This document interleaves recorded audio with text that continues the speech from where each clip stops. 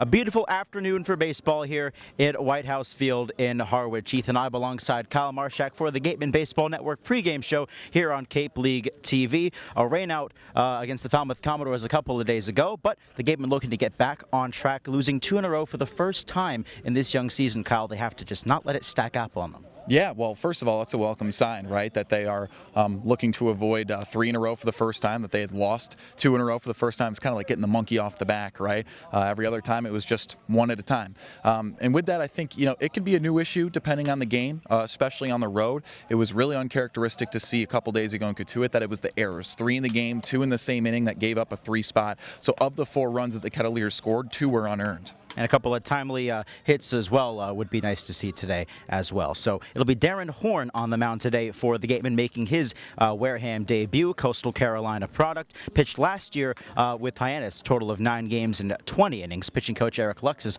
pretty high on this guy. Yeah, apparently he was the stud for Hyannis last year, a guy who can eat up a ton of innings. He has a live arm and a high strikeout rate too. And Madison Walker standing by now with Darren Horn. Thanks, guys. I'm Madison Walker. I'm here with the starters today, Darren Horn out of Coastal. So, Darren, first start on the mound today. How are you feeling? Where's your head at?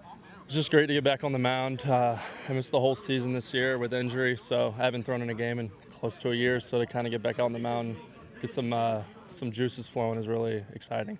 What can you kind of tell everyone about your pitching style, your favorite pitches? Talk about that.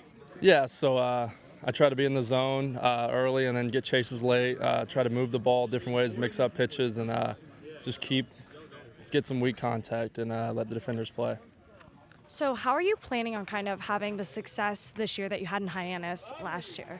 Yeah, just kind of going back to the basics, throwing strikes, making them put the ball in play, don't get free runners on, and put myself in situations to give up runs. So just attacking the zone early and often. And just let the rest do what it needs to be done.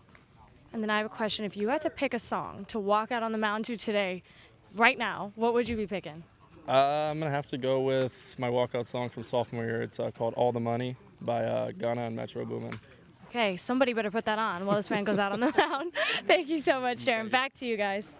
Great stuff there from Madison and Darren. Horn will be looking to reestablish himself after missing all of this past spring season due to injury. He'll be matching up against Ryan DeSanto, a left-hander out of St. Joseph's, who's been Harwich's ace this year. 10 innings total. He's given up only 1 earned run. Overall, Kyle, this is going to be a tough team for Wareham to bounce back against. Yeah, .70 ERA from DeSanto. He's clearly one of the best pitchers, if not the ace of this staff, for a team that's definitely one of the best pitching staffs in the league. They're above average in both categories, so a well-rounded squad that's been consistent all year. They've spread their runs throughout the season.